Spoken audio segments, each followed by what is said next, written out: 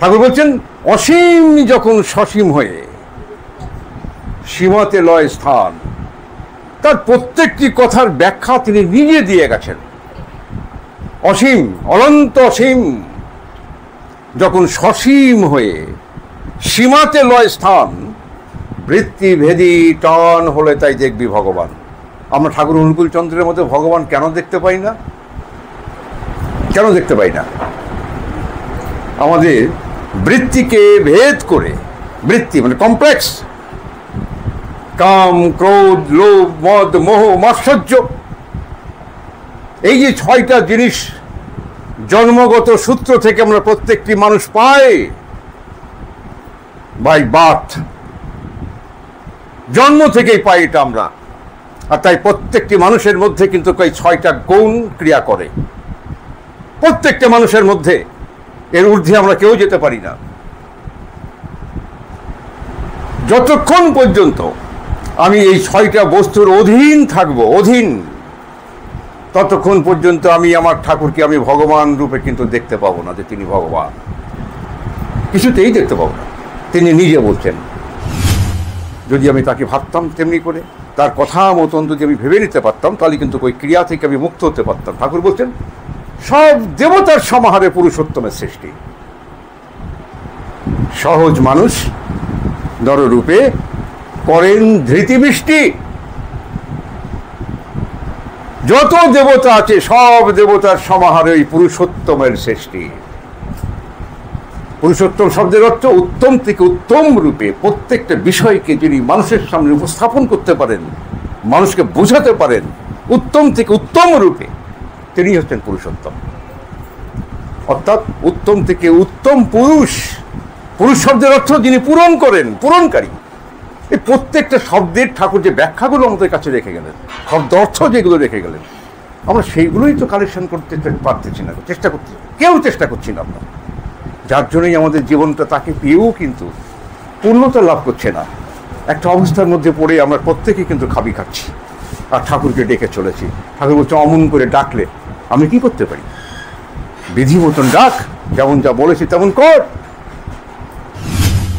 এগুলো কোনো গল্প কথা নয়, আজগুবি গল্প এগুলো নয়, কিন্তু ঠাকুরের জীবনী এটা। ঠাকুরও সেখানে দাঁড়িয়ে আছেন।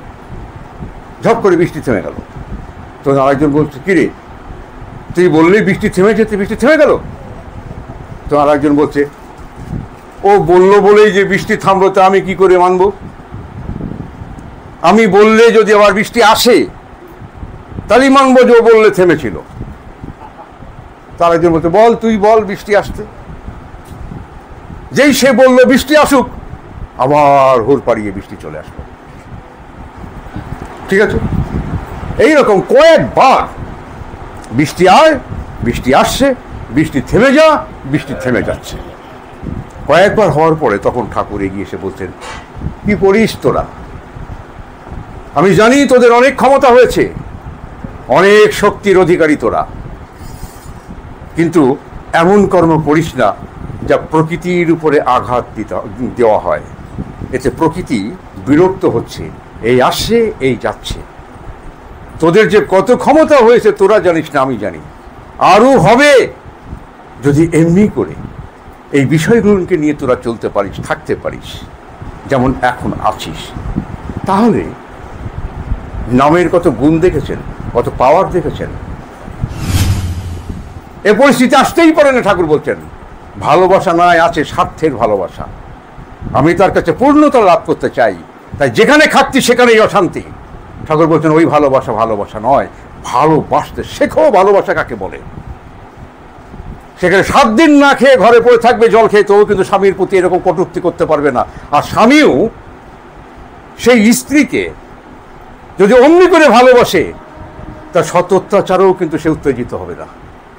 ভালোবাসা এমন একটা জিনিস, আমরা ভালোবাসতেই জানি না, অথচ তাদের সাথে দীর্ঘদিন আমরা কিন্তু সংসার ধর্ম পালন করছি, একে অপরকে খুব ভালোবাসি।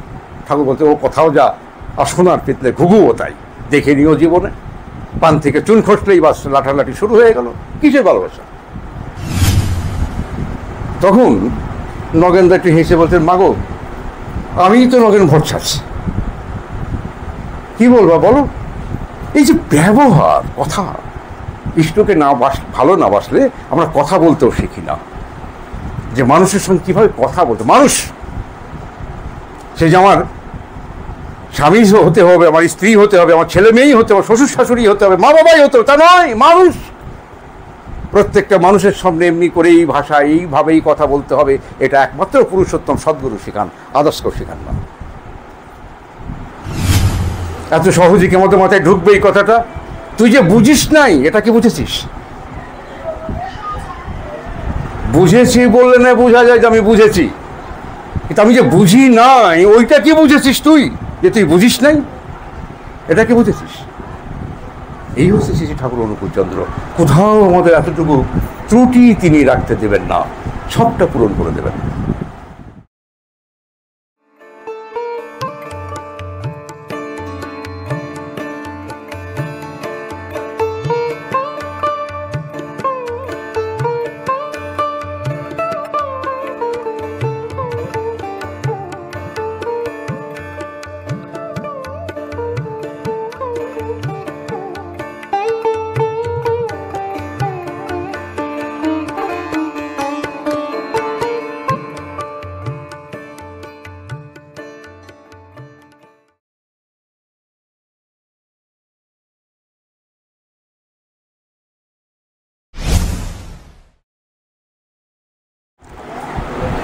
জয় গুরু।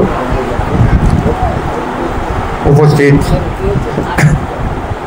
পরম দয়াল শ্রী শ্রী ঠাকুর আমার, শ্রদ্ধেয় রীতির দেবতা আমার সুভদ্রা, উপস্থিত আমার শ্রদ্ধেয় দাদা ও মায়েরা, আজকে আমাদের ভাদ্র পরিক্রমার 9তম দিবস। আজকে আমাদের গোপাল সাহাদা, তার বাড়িতে এই শুভক্ষণের আগমন ঘটেছে।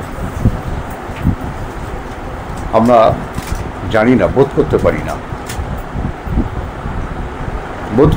না শ্রী শ্রী ঠাকুর অনুকূলচন্দ্র, তার এই পবিত্র জন্ম মাস। এই মাসে নবমী তিথিতে তার জন্ম হয়েছে। এই কয়েকদিন বাদেই ওদের সেই তিথি পড়ছে। ঠাকুর কেন আসলেন? এতক্ষণ আমার তাপস যে কথাগুলো বলছিল, যদি আমরা একটু বোঝার চেষ্টা করি, শুধু শুনলে তো হবে না, বিষয়টাকে বুঝতে হবে, আর তারপরে ওটাকে জীবনে কর্মের মধ্যে দিয়ে, আচরণের মধ্যে দিয়ে, অনুশীলনের মধ্যে দিয়ে বিষয়টাকে উতরে নিয়ে আসতে হবে। না হলে কিন্তু কিচ্ছু হবে না। ও যেমন ধর্মের ব্যাখ্যাটা দিচ্ছিল, ধর্ম কি? লক্ষ্মী পুজো, গণেশ পুজো, কালী পুজো, দুর্গা পুজো, শিব পুজো, এগুলো ধর্ম নয়, কিন্তু এক একটা পাওয়ার, একটা শক্তি। এই বিভিন্ন পাওয়ারকে খুশি রাখার জন্য, যেগুলো আমাদের এই জগতে বেঁচে থাকতে গেলে প্রত্যেকটা মানুষের প্রয়োজন আছে, এবং এই প্রকৃতিরও প্রয়োজন আছে, তাই সেই সমস্ত পাওয়ারকে খুশি রাখবার জন্য, সন্তুষ্ট রাখবার জন্য এই সমস্ত পূজার আয়োজন করা হয়েছিল। কিন্তু ধর্ম কিন্তু ওটা নয়। ধর্ম কি বললো? তাপস বলছিল, অন্যে বাঁচাই নিজে থাকে, ধর্ম বলে জানিস তাকে। যদি আমি ধার্মিক হয়ে থাকি, তাহলে কিন্তু শুধু নিজের বাঁচার ধান্দা করলে কিন্তু ধর্ম হবে না, অন্যকে বাঁচিয়ে নিজেকে বাঁচতে হবে। এটা হচ্ছে আমার ঠাকুরের কথা। অন্যে বাঁচায় নিজে থাকে, ধর্ম বলে জানিস তাকে। ধর্মে সবাই বাঁচে বাড়ে, সম্প্রদায় তো ধর্ম না রে। ওই যে আমরা বলছিল তাপস, হিন্দু ধর্ম, মুসলমান ধর্ম, খ্রিস্টান ধর্ম, বৌদ্ধ ধর্ম, জৈন ধর্ম না, এ একটা সম্প্রদায়। এই সম্প্রদায় কিন্তু ধর্ম না। ঠাকুরকে বলছেন, তো ঠাকুর এক কথায় ধর্মের মানে কি? এক কথায় কি বুঝবো? ঠাকুর বলছেন এক কথায়। ঠাকুর বলছেন বি অ্যান্ড বিকামিং, তুমি বেঁচে থাকবে এবং বড় হবে, শুধু বেঁচে থাকা নয়, সব দিক দিয়ে তোমাকে বড় হতে হবে। এই বেঁচে থাকা এবং বড় হওয়ার যে বিধি, যে নিয়ম, যে অনুশীলন তোমার জীবনে সম্পূর্ণ করে তুলবে, তাই করাই হচ্ছে ধর্ম করা। আমি বেঁচে আছি, বড় হওয়ার স্বাদ আছে, কিন্তু আমি বড় হতে পারছি না। কেন? যে বিধিতে চললে, করলে, বললে এবং অনুশীলন করলে আমি বড় হতে পারি, সেই বিধিটাকে আমি জীবনে আপন করে নিইনি। কিন্তু বড় হওয়ার স্বাদ কিন্তু আমার আছে, বড় আমি হতে চাই। মুশকিলটা হচ্ছে এইখানে। তাই ঠাকুর বলছেন, এই ঈশ্বর বা ভগবান, এই মানুষ যখন পৃথিবীতে আসে, তারা প্রত্যেকটি মানুষের, কোনো সম্প্রদায়গতভাবে নয়, প্রত্যেকটি মানুষের জীবনের ওই বেঁচে থাকা এবং বড় হয়ে ওঠার সমস্ত উপাদানগুলি তারা দিয়ে যান যুগ উপযোগী। আপনারাই জানেন, আমাদের ঋষিরাও বলে গেছেন, ত্রেতা যুগে ধর্ম 3 পায়ের উপরে দাঁড়িয়েছিল। জানেন না? এই কথা আছে না? ভাগবতেই আছে। ত্রেতা যুগে ধর্ম 3 পায়ের উপরে দাঁড়িয়েছিল, সত্য যুগে 4 পায়ের উপরে দাঁড়িয়েছিল। ধর্মকে গাভী সঙ্গে তুলনা করে তখন তৎকালীন যুগের ঋষিরা বোঝানোর চেষ্টা করেছিল, যুগ উপযোগী। তাহলে ত্রেতা যুগে 3 পায়ে ছিল, যখন ভগবান রামচন্দ্রের আবির্ভাব ঘটেছিল। দাপরে 2 পায়ের উপরে দাঁড়ালো, 1 পা চলে গেল, মানে ধর্ম ক্ষয় হচ্ছে। সত্য যুগে 4 পা ছিল, ত্রেতায় 3 পা হলো, দাপরে 2 পা হলো। ভগবানরা আসলেন, ভগবানরা উপদেশ দিলেন, ভগবানরা বিধি আমাদের প্রত্যেকটি মানুষের সামনে রেখে গেলেন, তবুও কিন্তু আমাদের জীবন থেকে ধর্ম ক্ষয় হচ্ছে। আমরা ধরে রাখতে পারছি না, ধর্ম কিন্তু ক্ষয় হয়ে যাচ্ছে। এটাই তো বলছে। কলিযুগে 1 পায়ের উপরে ধর্ম দাঁড়িয়ে আছে, যে কোনো সময় ধসে পড়তে পারে, যে কোনো সময় ধসে পড়তে পারে। তাই আবার সেটাকে পুনরুদ্ধারের জন্য যুগপুরুষোত্তম ভগবান শ্রী শ্রী ঠাকুর অনুকূল চন্দ্র, দেখেন তার কথাগুলো, প্রত্যেকটি কথা যদি আমরা একটু মনোযোগ দিয়ে শুনি এবং বুঝে নিতে চেষ্টা করি এবং তদ অনুযায়ী যদি জীবনে নিত্য করার মধ্যে দিয়ে যদি আমরা চলতে পারি, তাহলে কিন্তু আমরা সেই জায়গায় আবার পৌঁছাতে পারবো। ঠাকুর কতভাবে আমাদের কাছে সেই সমস্ত কথাগুলো বলে গেলেন, কতভাবে, কত উপদেশ, কত উদাহরণ মধ্যে দিয়ে সেই কথাগুলো আমাদের কাছে বললেন। আমরা কি তা গ্রহণ করলাম? ভগবানকে, কখন ভগবান আসেন এ কথা ভগবান শ্রীকৃষ্ণ বলে গেছেন, যে কখন ভগবান আসেন, যেটা আমার তাপস প্রথম যে গীতার যেটা বললো, শ্লোকটা বললো, ওইটাই হচ্ছে ভগবান কিন্তু নিজে বলছেন যে ভগবান কখন আসেন। ধর্ম যখন, ঠাকুর বলছেন, ধর্ম যখন এই বিপাক বাহনে ব্যর্থ হতে ধায়, প্রেরিত পুরুষ আবির্ভূত হন, পাপী পরিত্রাণ পায়। যেমন ভগবান শ্রীকৃষ্ণ বলে গেলেন, যদা যদাই ধর্মস্য গ্লানির্ভবতি ভারত, তখন তিনি নিজে সৃষ্টি হন, তাকে কেউ সৃষ্টি করতে পারে না। আর আমার ঠাকুর কি বললেন? ধর্ম যখনই বিপাক বাহনে ব্যর্থ অর্থে ধায়, প্রেরিত পুরুষ আবির্ভূত হন, পাপী পরিত্রাণ পায়। প্রেরিত পুরুষ আবির্ভূত তো হয়েছে, বর্তমান যুগ পুরুষোত্তম তিনি যে বিধিগুলো দিলেন, আবির্ভূত হয়েছেন, বিধি যা তিনি দিলেন, আমরা সেই বিধিগুলো পালন করতে রাজি না। তাহলে আমার মুক্তি, আমার উদ্ধার, আমি জীবনে যা চাই তা আমি কি করে পাবো? সব তো ওই বিধির মধ্যে ঢুকে আছে। কিন্তু বিধি ভেঙে কিছু পাওয়া যায় না। বিধি, যেটাকে আমরা এক কথায় চলিত ভাষায় নিয়ম বলে থাকি, আইন বলে থাকি, ইংলিশে আমরা ল বলে থাকি, এটাকে ব্রেক করলে সর্বক্ষেত্রে সেখান থেকে কিন্তু কার কিছু পাওয়া যায় না।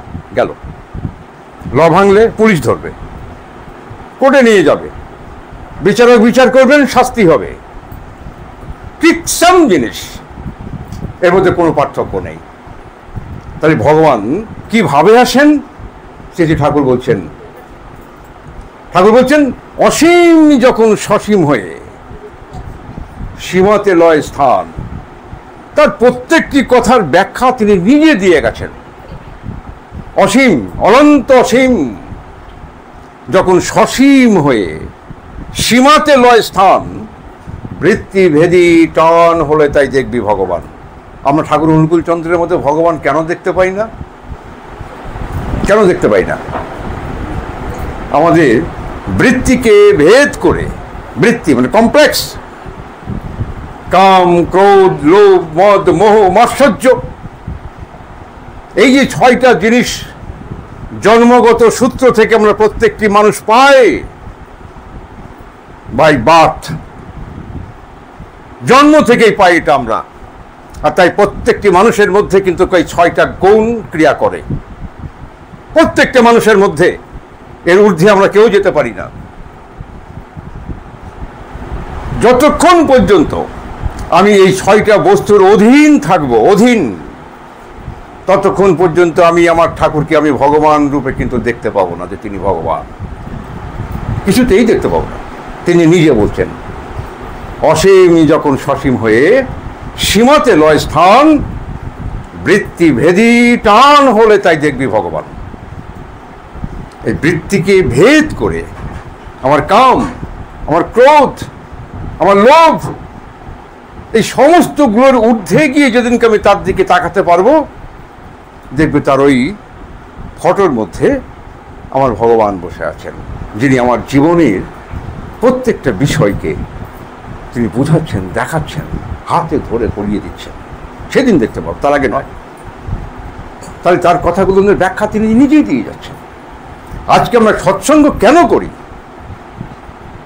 ঠাকুরকে একজন প্রশ্ন করছেন, ঠাকুর এই বাড়িতে সৎসঙ্গ করলে কি হয়? ঠাকুর বলছেন সৎসঙ্গ করলে সেখানে কিছু সাত্ত্বিক মানুষের আবির্ভাব ঘটে। যে বাড়িতে সৎসঙ্গ হয় সেখানে কিছু সাত্ত্বিক মানুষের আবির্ভাব ঘটে। এই সাত্ত্বিক মানুষরা যেখানে উপস্থিত হয়, প্রত্যেকটা মানুষের কত বড় বিজ্ঞান যেখানে ঠাকুর ব্যাখ্যা করছেন, আমরা এই জিনিসগুলো না বুঝতে পারলে আমরা এই জিনিসগুলোকে ভালোই বাসতে পারবো না। সেখানে বলছেন যত মানুষ সেখানে উপস্থিত হয়েছে, সেইখানে প্রত্যেকটা মানুষের শরীর থেকে একটা কম্পন তরঙ্গ নির্গত হয়। বিজ্ঞান, কম্পন তরঙ্গ। এই কম্পনটা হয় কোথা দিয়ে? আমাদের যে হার্টবিট চলছে, প্রতিটা সেকেন্ডে যে হার্টটা চলছে, এটা তো কম্পন। তো এটা কম্পন না? এই কম্পনটা থেমে গেলেই কিন্তু আমরা মৃত বলে তাকে ঘোষণা করি। এই কম্পনের ভিতর থেকে একটা তরঙ্গ নির্গত হয়, যেটা আমরা খালি চোখে দেখতে পাই না। এখানে প্রত্যেকটা মানুষ যারা যারা আমার বসে আছি, প্রত্যেকের শরীর থেকে, বাচ্চা থেকে বড়, প্রত্যেকের শরীর থেকে কিন্তু সেই তরঙ্গ নির্গত হচ্ছে। ঠাকুর বলছেন সেখানে 3 গুণের তরঙ্গ নির্গত হয়। সারা পৃথিবীতে যত মানুষ আছে, যত 700-750 কোটি মানুষ আছে এখন সারা পৃথিবীতে, এই 750 কোটি মানুষই কিন্তু 3 গুণের অধীন।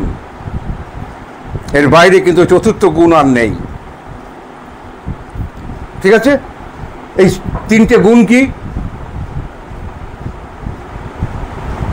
সত্য, রজ, তম। সত্যগুণ, রজগুণ, তমগুণ, এই 3টে গুণ আছে পৃথিবীতে। এই 750 কোটি মানুষ সারা পৃথিবীতে কেউ না কেউ এই যে কোনো একটা গুণের অধিকারী। কেউ সত্যগুণের অধিকারী মানে সাত্ত্বিক গুণ, কেউ রজগুণ মানে রাজস্বিক গুণ, আবার কেউ তমগুণ তামসিক গুণ। এ বুঝার জন্যে এরও ব্যাখ্যা কিন্তু ঋষিরা দিয়ে গেছেন, যারা আবিষ্কার করেছেন তারা কিন্তু ব্যাখ্যাও দিয়ে গেছেন। তো আমি কী করে বুঝবো এ সত্যগুণী মানুষ? আমি কি করে বুঝবো যে এই রজগুণী মানুষ? আমি কি করে বুঝবো এ তমগুণী মানুষ?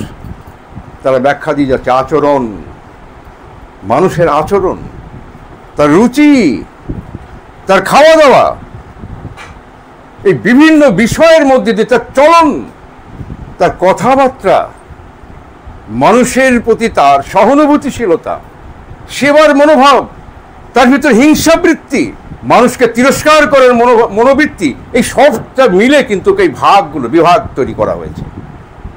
তাই ঠাকুর বলছেন সৎসঙ্গে কিছু সাত্ত্বিক মানুষ উপস্থিত হয়। ও ছোট ব্যাপার নয়, কিন্তু কিছু তো এখানে সাত্ত্বিক মানুষ আছে। আমি না হতে পারি সাত্ত্বিক মানুষ, কেউ তো আছে এখানে। তার শরীর থেকে যে সত্যগুণ সম্পন্ন কম্পন তরঙ্গ নির্গত হচ্ছে, তা কিন্তু এই বাড়ি, সম্পূর্ণ বাড়ি এবং আমাদের প্রত্যেকটি মানুষকে কিন্তু সে পবিত্র করছে। হয়তো আমরা পারছি কিনা তাকে পবিত্র করতে জানি না, কিন্তু সে কিন্তু আমাদের প্রত্যেককে পবিত্র করছে, এই বাড়িকে পবিত্র করছে, বহু দোষ বহু গ্রদোষ থেকে মুক্ত করছে। এটা কিন্তু করছে সেই সত্যগুণ সাত্ত্বিক মানুষটি। সর্বোপরি যখন সৎসঙ্গে আহ্বানী দেওয়া হয়, ঠাকুর বলছেন আহ্বানী দেওয়ার সাথে সাথে আমি আমার ধাম থেকে ওই সৎসঙ্গ অধিবেশনে সূক্ষ্ম দেহে অবস্থান করি, উপস্থিত হই, ঠাকুর বলছেন। তাহলে আবার ঠাকুর এখানে আছেন। এবার তার শরীর থেকে যে কম্পন তরঙ্গ নির্গত হচ্ছে এখান থেকে, এটা কিন্তু আমাদের ভাবনার বাইরে, আমরা সেটা ভাবতেই পারি না। তাই এই সৎসঙ্গে যারা উপস্থিত হয়েছেন বা যে বাড়িতে সৎসঙ্গ হচ্ছে, এ বাড়ি শতই পবিত্র হচ্ছে, এতে কোনো সন্দেহ নেই। ঠাকুর এখানে বসে আমাদের প্রত্যেককে দেখছেন, শুধু দেখছেন না, আমাদের প্রত্যেকটা মানুষের মনের এই মুহূর্তের ভাবনাকে তিনি মাপছেন, যে আমরা কি ভাবনা নিয়ে এখানে বসে আছি, কার মন কি চিন্তা করছে এখানে বসে, সব তিনি জানতে পারছেন। যার যেমন ভাবনা তার তেমনি পাওয়া, তাই তো হয়। আমি ভেবে যা সিদ্ধান্ত নিয়েছি তদ অনুযায়ী তোমার পাওয়াটা হবে। এই সৎসঙ্গে এসেছি বটে, আমি কি নিয়ে যাব এখান থেকে, কি নিয়ে যাব, এই সৎসঙ্গ থেকে আমি কি নিয়ে যাব। ঠিক এমনি করে ঠাকুর আমাদের প্রত্যেকটা মানুষকে বোঝানোর চেষ্টা করছেন সৎসঙ্গ খুব ছোট্ট জিনিস নয়, এটা বুঝে নেওয়ার দরকার আছে। এছাড়া সৎসঙ্গ নিয়ে বোঝা যায় না। তার সমস্ত কথার মধ্যে দিয়ে দৃষ্টান্ত দিয়ে দিয়ে তিনি বুঝিয়ে দিয়েছেন। আমাদের সত্যানুসরণ একটা কথা আছে, বিশ্বাস, একটা চ্যাপ্টার আছে বিশ্বাস। যারা সত্যানুসরণ পড়েন তারা জানেন সত্যানুসরণ এই ছোট্ট বইটার ভিতরে বিশ্বাস বলে একটা চ্যাপ্টার আছে। এই বিশ্বাস ঠাকুরের প্রতি আমাদের কতখানি আছে ডিগ্রি মেপে আমরা প্রত্যেকে বলতে পারি। আমরা ঠাকুরকে এখনো হয়তো 20, 30, 40, 50 বছর দীক্ষা নিয়েছি, কিন্তু এখনো সর্বতভাবে তাকে ভগবান বা ঈশ্বর বা আমার গুরু সর্বতভাবে তাকে আমি কিন্তু এখনো বিশ্বাস করে উঠতে পারিনি। তাই তো আমার বাড়িতে, তাই তো আমার মনের মধ্যে আরো অনেক অনেক দেবদেবী সন্তুষ্টির ইচ্ছা ক্রিয়া করে। যদি আমি তাকে ভাবতাম তেমনি করে, তার কথা মতন যদি আমি ভেবে নিতে পারতাম, তাহলে কিন্তু ওই ক্রিয়া থেকে আমি মুক্ত হতে পারতাম। ঠাকুর বলছেন সব দেবতার সমাহারে পুরুষোত্তমের সৃষ্টি। সহজ মানুষ নররূপে করেন ধৃতিবৃষ্টি। যত দেবতা আছে সব দেবতার সমাহারে ওই পুরুষোত্তমের সৃষ্টি। পুরুষোত্তম শব্দের অর্থ উত্তম থেকে উত্তম রূপে প্রত্যেকটা বিষয়কে যিনি মানুষের সামনে উপস্থাপন করতে পারেন, মানুষকে বোঝাতে পারেন উত্তম থেকে উত্তম রূপে, তিনি হচ্ছেন পুরুষোত্তম। অর্থাৎ উত্তম থেকে উত্তম পুরুষ। পুরুষ শব্দের অর্থ যিনি পূরণ করেন, পূরণকারী। এই প্রত্যেকটা শব্দের ঠাকুর যে ব্যাখ্যাগুলো আমাদের কাছে রেখে গেলেন, শব্দ অর্থ যেগুলো রেখে গেলেন, আমরা সেইগুলোই তো কালেকশন করতে পারতেছি না, কেউ চেষ্টা করছি না আমরা। যার জন্যই আমাদের জীবনটা তাকে পেয়েও কিন্তু পূর্ণতা লাভ করছে না। একটা অবস্থার মধ্যে পড়ে আমরা প্রত্যেকেই কিন্তু খাবি খাচ্ছি আর ঠাকুরকে ডেকে চলেছি। ঠাকুর বলছে অমন করে ডাকলে আমি কি করতে পারি, বিধি মতন ডাক, যেমন যা বলেছি তেমন কর।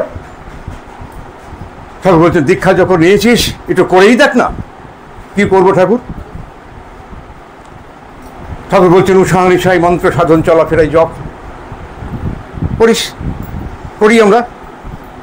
উষা নিশাই মন্ত্র সাধন চলাফেরাই জপ, যথাসময় ইষ্ট নির্দেশ মূর্ত করাইত। এই যে কথা কটা ঠাকুর বললেন, আমরা কি উষানিশায় মন্ত্র সাধন করি? ঠাকুর বলছেন বেশি না রে, দিনে 3 বার 1.5 ঘন্টা করে বস আমার সামনে। দিনে 3 বার 1.5 ঘন্টা করে, সকালে 1.5 ঘন্টা, দুপুরে 1.5 ঘন্টা, রাত্রে 1.5 ঘন্টা করে বস। বসে যে বীজ নাম পেয়েছিস সে নামকে সাধন কর, সিদ্ধ কর 3 ঘন্টা করে। কি হয়? একটা দৃষ্টান্ত দিই ঠাকুরের জীবনী থেকে। ঠাকুর একদিন কুষ্টিয়া এসছেন, তখন ঠাকুর পাবনা হিমায়তপুরে থাকতেন, দেওঘরে নয়। ঠাকুর কুষ্টিয়া এসছেন, এসে এক গুরুভাইয়ের বাড়িতে সারাদিন ছিলেন। তার সাথে আরও কয়েকজন, যেমন আমরা কেউ গেলে আমাদের সাথে 2-4 জন থাকে। এই যে এখানে আমরা কত মানুষ এসেছি, ঠিক এমনি করে ঠাকুর এসছেন, অনেকেই এসছে ঠাকুরের সাথে। সেই বাড়িতে সারাদিন ছিলেন তারা। এবার সন্ধ্যার পরে যখন সেই বাড়ি থেকে বেরোচ্ছেন, ঠাকুরও বেরোচ্ছে, অন্যত্র অন্য গুরু ভাইয়ের বাড়ি যাবে রাত্রেবেলা। তো যখন তিনি বেরোচ্ছেন, মুষলধারে বৃষ্টি। সে বৃষ্টি বলছে সে আকাশ ভাঙা বৃষ্টি, কিন্তু কারোর কাছে ছাতা নেই, তাই কেউ ঘর থেকে বেরোতে পারছে না। ঠিক আছে, কি সুন্দর ঘটনাগুলো তারা রেখে গেছে, আমরা তার এক বিন্দু জীবনে আয়ত্ত করতে পারছি না। কেউ ঘর থেকে বেরোতে পারছে না, কারোর কাছে ছাতা নেই। ঠাকুরও ওখানে দাঁড়িয়ে আছে, আমার সেই দাদারাও দাঁড়িয়ে আছে। থাকতে থাকতে যেমন আমরা অতিষ্ঠ হয়ে অনেক সময় বলে ফেলি না, এই বৃষ্টি ছাড় না ভাই, একটু বাড়ি যাবো, এরকম একটা কথা খুব সহজভাবে বলছেন। আরে বাবা থাম না, একটু বাড়ি যাবো। দেখা গেল ঝপ করে বৃষ্টিটা থেমে গেল সেকেন্ডের মধ্যে। অত জোর বৃষ্টি হচ্ছে, সে বৃষ্টিটা থেমে গেল। এগুলো বাস্তব ঘটনা, বহু মানুষের সম্মুখে ঘটেছে। এগুলো কোনো গল্প কথা নয়, আজগুবি গল্প এগুলো নয়, কিন্তু ঠাকুরের জীবনী এটা। ঠাকুরও সেখানে দাঁড়িয়ে আছেন, ঝপ করে বৃষ্টি থেমে গেল। তো আরেকজন বলছে, কিরে তুই বললেই বৃষ্টি থেমে যেতে, বৃষ্টি থেমে গেল? তো আরেকজন বলছে, ও বললো বলেই যে বৃষ্টি থামলো, তা আমি কি করে মানব? আমি বললে যদি আবার বৃষ্টি আসে তাহলেই মানবো যে ও বললে থেমেছিল। তার একজন বলছে, বল তুই বল বৃষ্টি আসতে। যেই সে বললো বৃষ্টি আসুক, আবার হুড় পাড়িয়ে বৃষ্টি চলে আসলো। ঠিক আছে, এইরকম কয়েকবার বৃষ্টি আয়, বৃষ্টি আসছে, বৃষ্টি থেমে যা, বৃষ্টি থেমে যাচ্ছে। কয়েকবার হওয়ার পরে তখন ঠাকুর এগিয়ে এসে বলছেন, কি করিস তোরা? আমি জানি তোদের অনেক ক্ষমতা হয়েছে, অনেক শক্তির অধিকারী তোরা, কিন্তু এমন কর্ম করিস না যা প্রকৃতির উপরে আঘাত দেওয়া হয়। এতে প্রকৃতি বিরক্ত হচ্ছে, এই আসছে এই যাচ্ছে। তোদের যে কত ক্ষমতা হয়েছে তোরা জানিস না, আমি জানি। আরও হবে যদি এমনি করে এই বিষয়গুলোকে নিয়ে তোরা চলতে পারিস, থাকতে পারিস যেমন এখন আছিস। তাহলে নামের কত গুণ দেখেছেন, কত পাওয়ার দেখেছেন। কি না করতে পারে আপনার জন্য, আমার জন্য, আমাদের প্রত্যেকের জন্য। আমরা এই নামই করি না, ওষানিশায় মন্ত্র সাধন তো করি না, চলাফেরায় জপটাও করি না, যার পরিণতি আমরা প্রত্যেকে প্রচণ্ড দুর্বল। তাই ছোটোখাটো কোনো বিষয়ে কিন্তু আমরা ভীত হয়ে পড়ি, কি হবে এরপরে। ঠাকুর কি বললেন? ভাবছ বসে চলবে কিসে, ভাববার তুমি কে? বলছেন না, ভাবছ বসে চলবে কিসে, ভাববার তুমি কে? যার ভাবনা ভাবছেন তিনি, তুমি ভাবো তাকে, তুমি তাকে ভাবো না। তোমার এত ভাবার কি দরকার? সব ভাবনা যদি তুমিই ভাববা, তাহলে আমি কিসের জন্যে? এই কথাই কিন্তু আমার ঠাকুর বলছে, আমাদের প্রত্যেকের জন্য বলছে, ব্যক্তিগত কোনো মানুষের জন্য নয়, সকলের জন্য তার একই কথা। তুমি কেন ভাবছো? তোমার দায়িত্ব আমি নিয়েছি। যেদিন তুমি আমার এই নাম গ্রহণ করেছো, তোমার কানে ঋত্বিক দেবতা যেদিন তোমার কানে আমার এই বিষ নাম দিয়েছে, সেদিন থেকে তোমার সমস্ত দায়িত্ব আমার হয়েছে। কিন্তু যতক্ষণ পর্যন্ত তুমি আমার কাছে সারেন্ডার না করছো, ততক্ষণ পর্যন্ত আমি কিছু করতে পারছি না। আমার হাত পা বাঁধা। কেমন? বব কামিংদা একজন আমেরিকান ভক্ত, আমেরিকা থেকে এসছেন ঠাকুরের কাছে দেওঘরে। তখন ঠাকুর দেওঘরে আছেন। তিনি শুধু আমেরিকা থেকে এসছেন একজন ভক্তই নন, তিনি আমেরিকার খুব খুব বড় কলেজের একজন প্রফেসরও বটে। তিনি এসে ঠাকুরকে জিজ্ঞাসা করছেন, প্রশ্ন করছেন ঠাকুরকে, ঠাকুর তখনও তার দীক্ষা হয়নি, কিন্তু হাউজার ম্যান্দার পরিচিত মানুষ। হাউজার ম্যান্দা তখন দেওঘরেই ঠাকুরের কাছে থাকেন। ঘটনাগুলো কিন্তু বাস্তব প্রমাণ করে। এবার বব কামিংস আসলেন হাউজার ম্যান্দার অনুপ্রেরণায়, দেওঘরে এসে ঠাকুরের কাছে উপস্থিত হলেন, হয়ে তার সমস্ত কিছু পরিবেশ পরিস্থিতি সবটা তিনি দেখছেন, ওয়াজ করছেন। করতে করতে একদিন ঠাকুরের কাছে বসে পড়লেন একটু কথা বলার জন্য। আমরা কেউ কিন্তু এটা করতে চাই না, প্রশ্ন আমাদের নেই। জানবার জন্য যে কাউকে প্রশ্ন করব সেই প্রশ্নও কিন্তু আমাদের নেই, প্রশ্ন শূন্য হয়ে গেছি আমরা। আর যেসব প্রশ্ন করি প্রত্যেকটা প্রশ্নই আমার কমপ্লেক্সের কিছু না কিছু পরিতৃপ্তির জন্য প্রশ্নগুলো করি, আমার আত্মিক উন্নতির জন্য আমাদের কোনো প্রশ্ন নেই, সেসব প্রশ্ন আমাদের শেষ হয়ে গেছে। তো বব কামিংসা ঠাকুরকে বলছেন, সারেন্ডার করলে কি হয় ঠাকুর? সারেন্ডার করলে কি হয়? আপনি যে বললেন ইষ্টের কাছে সারেন্ডার করতে হয়, তো এই সারেন্ডার করলে কি হয়? ঠাকুর বলছেন, সারেন্ডারটা কি জানেন? আমরা যেটা জানি হাত তুলে দেওয়া, তাই তো? ঠাকুর কিন্তু তা বলছেন না। ঠাকুর এই সারেন্ডার শব্দের যে ব্যাখ্যা করলেন, তা শোনার পরে আমি তো প্রথমত দেখার পরে তো অবাকই হয়েছি। এমন কথা তো কোনোদিন শুনিনি।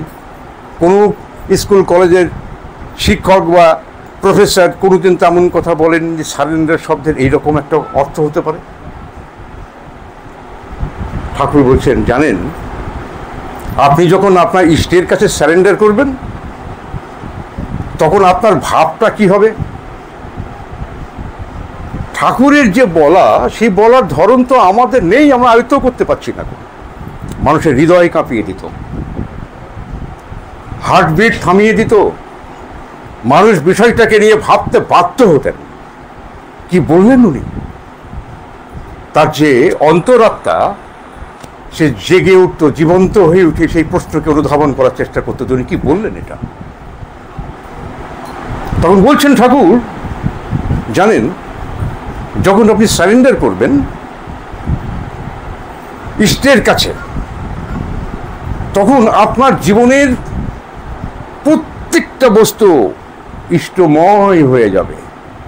ইষ্টময়, সারেন্ডার করে ইষ্টময় হয়ে যাবে। সদা সর্বদা সব কিছুর মধ্যেই আপনি ইষ্টের ইচ্ছাকে নিয়েই ভাবতে চেষ্টা করবেন, ভাবনা শুরু করবেন, ভাবতে থাকবেন। আর ওই ভাবনার মধ্যে দিয়ে আপনার ভিতরে ইষ্টের উপরে সারেন্ডার। ইষ্ট মানে মঙ্গল।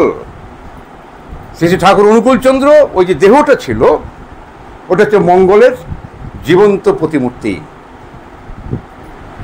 কিন্তু ইষ্ট শব্দের অর্থ ঠাকুর বলছেন মঙ্গল। মঙ্গল আমরা কে না চাই? আমরা সকলেই মঙ্গল চাই। এবং তা কিভাবে, সেইটাই কিন্তু আমরা বুঝে নিতে পারি না। তো ঠাকুর বলছেন, যখন তুমি ইষ্টের কাছে সারেন্ডার করবে তখন তোমার শরীরের প্রত্যেকটি অঙ্গ প্রত্যঙ্গ ইষ্টময় হয়ে যাবে। সারেন্ডার করা, আমি তোমার কাছে আত্মসমর্পণ করে দিই, আমার বলার কিছু নেই, একমাত্র তুমিই আছো। যখন এই ভাবের উপরে আপনি দাঁড়াবেন তখন দেখবেন আপনার ইচ্ছা বা শরীর বা মন বা ভাবনা কর্ম থেকে ওই মঙ্গলেই বিচ্ছুরিত হচ্ছে। ইষ্ট ছাড়া আপনি আর কিচ্ছু তখন ভাবতে পারবেন না। আর একটা কথা, এই সারেন্ডার ঠাকুর যে ব্যাখ্যাটা করলেন, সেখানে ঠাকুর বলছেন সার রেন্ডার। ভেঙে নিলেন কথাটাকে। স্যার বললেন শ্রেষ্ঠ। স্যার মানে শ্রেষ্ঠ, রেন্ডার মানে তার কাছে সমর্পণ করা, তাই তো? তার কাছে সমর্পণ করা, শ্রেষ্ঠের কাছে সমর্পণ। সন্তান যদি পিতামাতার কাছে যদি সর্বতভাবে নিজেকে সমর্পণ করে দেয়,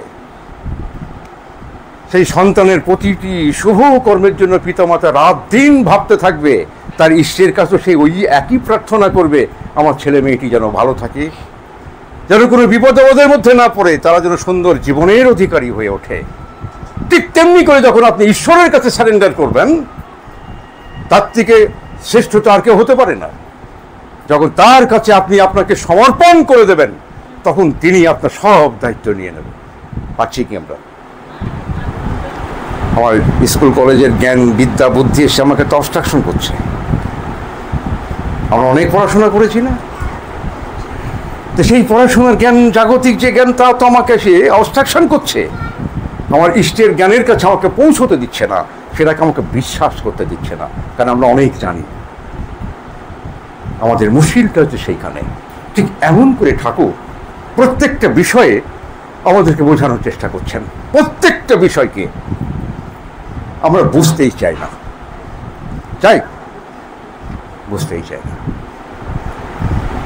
যার জন্যে আমাদের এই সমস্ত সমস্যা, ছোট বড়, এপাশ ওপাশ সেপাশ, সমস্ত সমস্যা নিয়ে আমরা জীবনযাপন করছি। এর থেকে মুক্ত আমরা হতে চাই না, তাই আমরা হতে পারি না। তাই বলছিলাম, বিশ্বাস, সত্যাংশ একটা বিশ্বাসের কথা আছে। ওই বিশ্বাস ঠাকুরকে যারা করেছিলেন, তারা কিন্তু ওই যখন বললেন বৃষ্টি থেমে যেত, বৃষ্টি থেমে গেল, আর যারা বললেন আবার বৃষ্টি আয়, তো আবার বৃষ্টি আসা শুরু হয়ে গেল। এই বিশ্বাসে সম্ভব হয়, ঈশ্বরের প্রতি বিশ্বাসে সম্ভব হয়। আমাদের বাংলাদেশে একটা জায়গা ছিল খোকসা জানিপুর, গ্রামটার নাম ছিল খোকসা জানিপুর। ওটা আমাদের কুষ্টিয়া জেলার মধ্যেই পড়ে। আমারও বাড়ি কুষ্টিয়াতেই। আমার ঠাকুরের লীলাক্ষেত্র যেটা, যেখান থেকে সেই ঠাকুরের বিশ্বগুরু উৎসব হয়েছিল, যেখান থেকে ঠাকুর বিশ্বজুড়ে প্রচার শুরু করেছিলেন, ওই কুষ্টিয়াতেই আমার জন্ম হয়েছিল। হয়তো কোনো সুকর্ম করা ছিল অতীত জীবনে, তাই এরকম একটা পূর্ণভূমিতে আমার জন্ম, যে ভূমিতে পুরুষোত্তম চরণ অন্যের গল পড়েছে কুষ্টিয়াতে, সেই ভূমিতে হয়তো আমার জন্ম হয়েছিল। এইবার ওই খোকসা জানিপুর গ্রামটা বিশ্বাস কি করে দিতে পারে আপনাকে, আপনি কল্পনা করতে পারেন না। আমরা কেউ তা কল্পনা করতে পারি না। বিশ্বাস নেই আমাদের, আছে কতটুকু আছে তাও জানি না, কেউ বলতে পারবো না। আমি ঠাকুরকে কতটুকু বিশ্বাস করি কেউ বলতে পারবো না। তো ওই গ্রামে নগেন ভট্টাচার্যদা বলে আমাদের এক গুরু ভ্রাতা বাস করতেন। তার নাম নগেন ভট্টাচার্য। সে ঠাকুরকে প্রচণ্ড বিশ্বাস করত। ঠাকুর ছাড়া তার সারাদিন কোনো চিন্তা ছিল না। আর কর্ম কি ছিল? ভাগবত কথক ছিলেন তিনি। মানুষের বাড়ি বাড়ি তিনি ভাগবত পাঠ করতেন, এসব তার কর্ম। আর সারাদিন তিনি ঠাকুরকে নিয়ে ভেবে যাচ্ছেন। এই করতে করতে, গ্রামের বাড়ি তো, আর সেই সময়কার বাড়ি এরকম পাকা বিল্ডিং ফিল্ডিং না, খড়ের ঘর ফর, মাটির বারান্দা টারান্দা।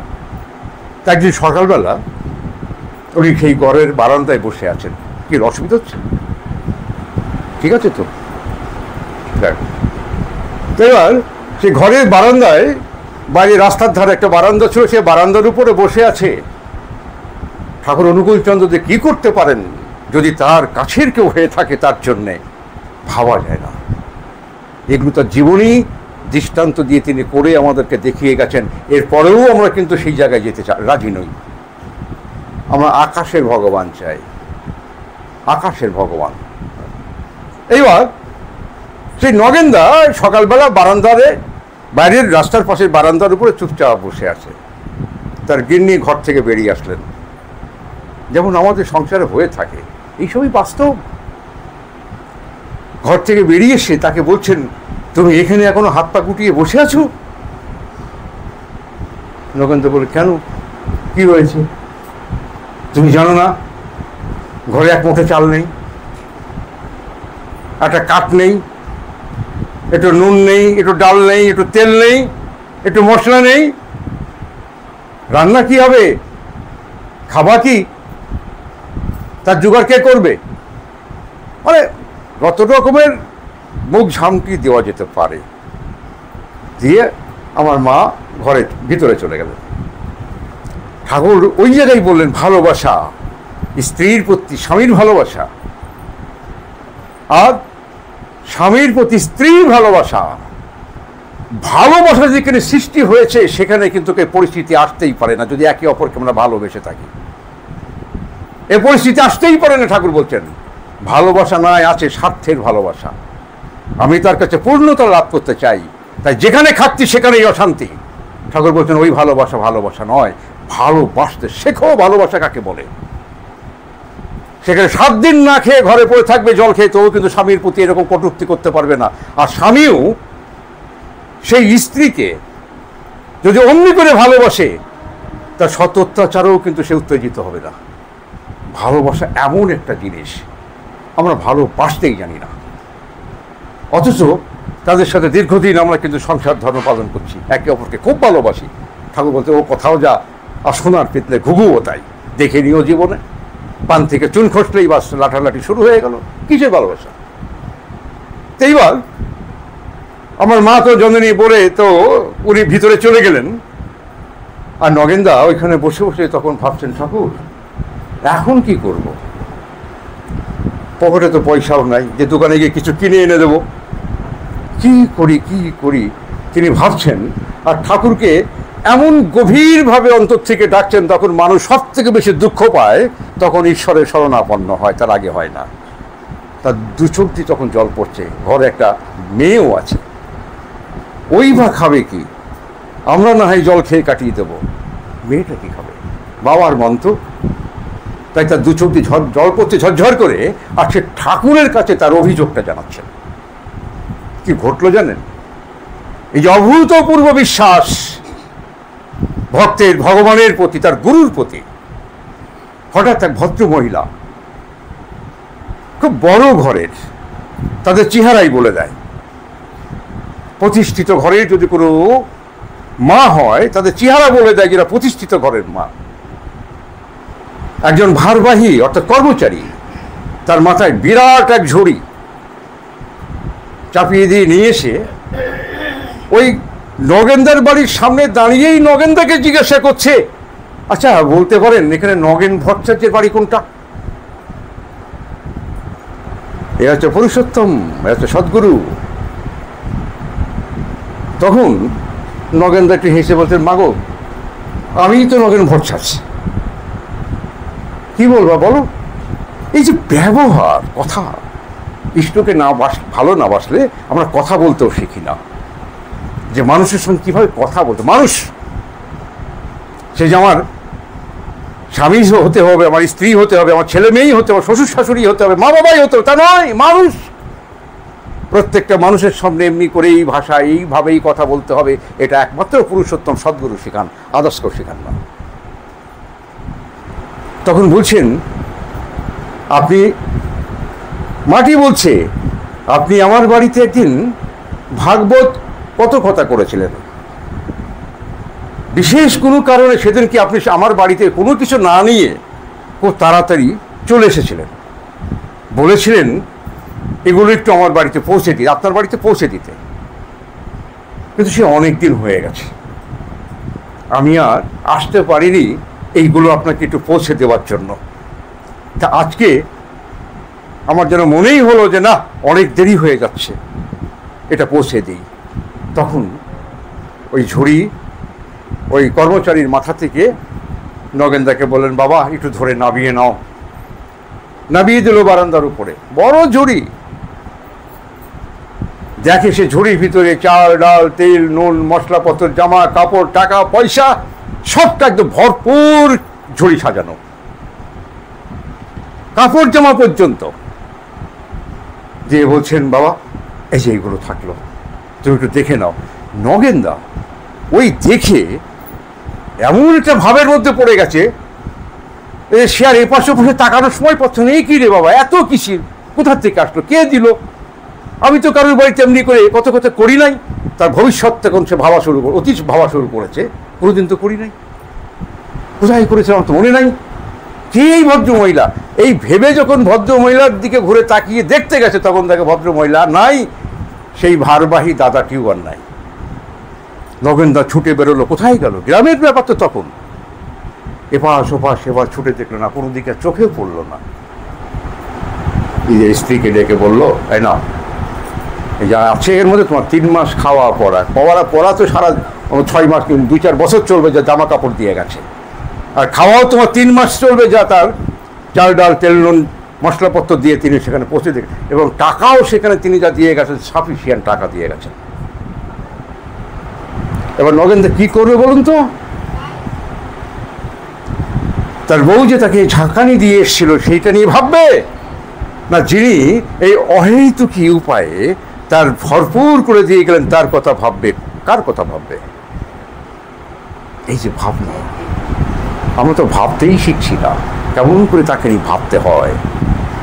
যদি এমন করে একটু একটু করে আমরা শিখি, আর তা যদি আমার জীবনে ওই যে বললাম নিত্য অভ্যাস যোগের মধ্যে দিয়ে যদি আমি উতরে নিই, তাহলে ঈশ্বরের কাছ থেকে আমরা অনেক কিছু পেতে পারি।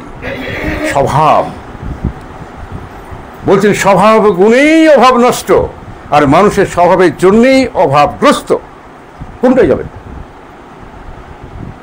আমার স্বভাব এর জন্যই কিন্তু আমি আটকেও যাচ্ছি, আবার এর জন্য আমি মুক্তও হচ্ছি, স্বভাবের জন্য। কোনটা আমি করব? ঠিক এমন করে যদি আমরা সমস্ত বিষয়গুলোকে একটার পর একটা বুঝে নিই,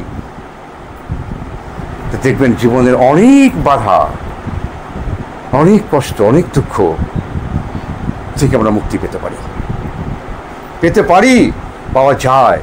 বহু দৃষ্টান্ত এরকম আছে। তা আমার ঠাকুরের কত কথা আমরা বলতে পারি, জানলাম কটা, শিখলাম কটা, তারপরেও তো কিছু বুঝি না। এই বুঝি না, এইটাই হলো সব থেকে বড় সমস্যা।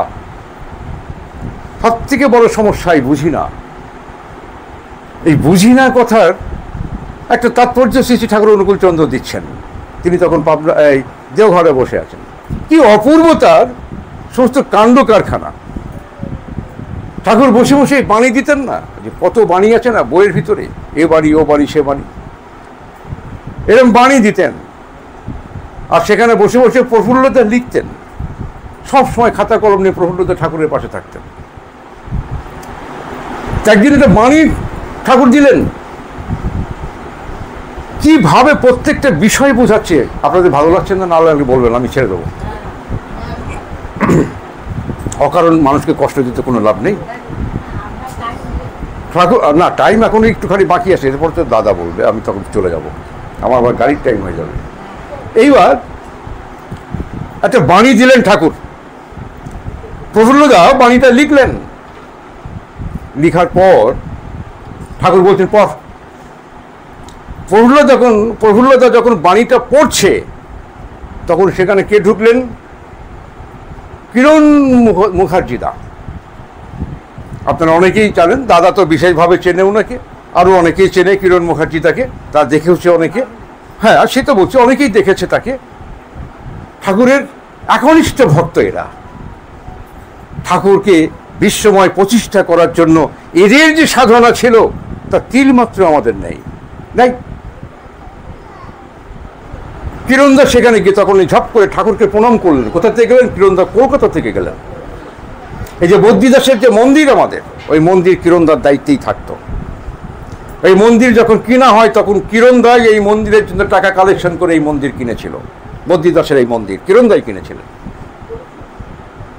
তো সে কিরণদা গিয়ে ঠাকুরকে ঝপ করে প্রণাম করলো। ঘটনাগুলো দেখুন। প্রণাম করতেই তখন ঠাকুর বলছে, ওই তুই কখন আলি? বলে, ঠাকুর এই আসলাম। তো ভালোই হয়েছে, ওই লেখাটা উইয়ে দিত। কিরণদা বাংলায় এমএ। ঠাকুর বলছেন ওই লেখাটা পড়লো, এটা উইয়ে দে, মানে কিরণদাকে দিতে বলছে। প্রফুল্লদা কাগজটা এগিয়ে দিল। দেখেন কিভাবে ঠাকুর সবাইকে বোঝানোর চেষ্টা করেছেন, বোঝো তোমরা, না বুঝলে কিছু হবে না, বুঝতে হবে। এবার কিরণদা কাগজটা নিল, ঠাকুর বলছেন পড়। কিরণদা বাণীটা পড়লেন। এগুলো ইতিহাস, ঠাকুরের জীবনী।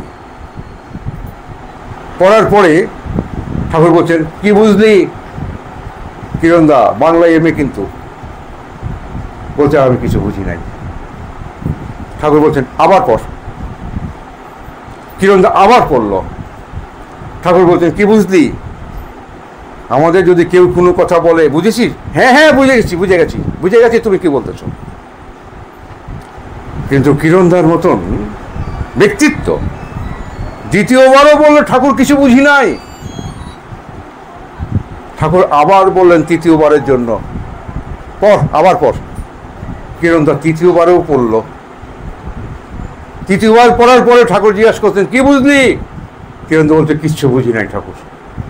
তখন ঠাকুর কি বললো জানেন? যেমন আমরা বলি এক শুনেই বলি হ্যাঁ বুঝে গেছি। ঠাকুর বলছেন তুই যে বুঝিস নাই এটা কি বুঝেছিস? বলেন তো কেমন কথা ঠাকুর বললেন। এ কি বুঝা জমন্তন মানুষের পক্ষে সম্ভব? এত সহজে কি আমাদের মাথায় ঢুকবে এই কথাটা? তুই যে বুঝিস নাই এটা কি বুঝেছিস? বুঝেছি বললে না বোঝা যায় যে আমি বুঝেছি, কিন্তু আমি যে বুঝি নাই ওইটা কি বুঝেছিস তুই? যে তুই বুঝিস নাই এটা কি বুঝেছিস? এই হচ্ছে শ্রী ঠাকুর অনুকূলচন্দ্র। কোথাও আমাদের এতটুকু ত্রুটি তিনি রাখতে দেবেন না, সবটা পূরণ করে দেবেন। তাই আজকে এই পবিত্র ভাদ্র মাস নিত্যদিন ঠাকুরকে নিয়ে দিকে দিকে সৎসঙ্গ হচ্ছে। কত মানুষ জীবন প্রিয়াসী যারা জীবনকে ভালোবাসে তারা শ্রী ঠাকুর অনুকূলচন্দ্রকে ভালোবাসতে বাসবেই। কারণ এখানে অলৌকিক কোনো কথা নাই। ঠাকুর বলছেন অলৌকিক আবার কি রে? তাই তো বলছে ঠাকুর অলৌকিক আবার কি? তুই দেখতে পাচ্ছিস না, তোর সে দৃষ্টি খোলে নাই, তুই দেখতে পাচ্ছিস না, হয়তো আরেকজন দেখতে পাচ্ছে। অলৌকিক কাকে বয়? আমি দেখতে পারলাম না তাকে তো বলে অলৌকিক। আমি দেখতে পাচ্ছি না, তুই দেখতে পাচ্ছিস না, আরেকজন দেখতে পাচ্ছে। তো তার কাছে তো লৌকিক, তোর কাছে অলৌকিক। যাতে তুই দেখতে পারিস সেই যোগ্যতা অর্জন কর, তাহলে ও যেমন দেখছে তুইও দেখতে পাবি। না দেখার কিছু নেই। এই পৃথিবীতে এমন কোনো ঘটনা কখনো ঘটে না যাকে অলৌকিক বলা যেতে পারে, সবটাই লৌকিক। তুমি মনা দেখতে পাচ্ছ না বলে যে জগৎ দেখতে পাচ্ছে না এমন ভাবা কিন্তু তোমার ঠিক হবে না। ঠিক এমন করে প্রত্যেকটা বিষয় ঠাকুর আমাদেরকে বোঝানোর চেষ্টা করতেন। আমাদের এত ভালো তিনি বাসতেন, আমরা ভালো থাকি, আমরা ভালো হই, এটা তার সর্বক্ষণের চাহিদা ছিল। আর তার জন্যই তো এত কথা। এক ঘর বই লিখে রেখে গেছেন আমার জন্য, আপনার জন্য এক ঘর। কি দরকার ছিল তার? বলেন কি দরকার ছিল? এক ঘর বই লিখে রেখে গেছে। তিনি কি বললেন? যদি তোমরা বিভ্রান্ত হতে না চাও, যদি বিভ্রান্ত হতে না চাও, এই জগতে কারো ক্ষমতা নেই তোমাদের বিভ্রান্ত করে। কারণ আমি বইয়ের ভিতরে সব লিখে প্রিন্ট করে ছাপিয়ে বই বাইন্ডিং করে রেখে গেছি। খুললেই দেখতে পাবে আমার প্রত্যেকটি কথা, এছাড়া দ্বিতীয় কিছু নেই। বই খুললেই দেখতে পাবে। তবুও আমরা শোনা কথায় কান দিই। ঠাকুর বলছে শোনা কথায় কান দেয় যে মোকাবেলায় মেলায় না, অনাহত পাতিত্ব পায়, শুভতারে চালায় না। শোনা কথায় যেন আমরা কেউ কান না দিই। শোনা কথা ওই সে বললো ও দিদি তুমি দেখেছো? না দেখি নাই, আমি ওনার কাছে শুনেছি। এই শুনতে শুনতে দেখা যাবে শান্তিপুর থেকে আমাদের সেই শ্যামনগর চলে গেছে, কিন্তু আসল তথ্য কেউ বলতে পারছে না।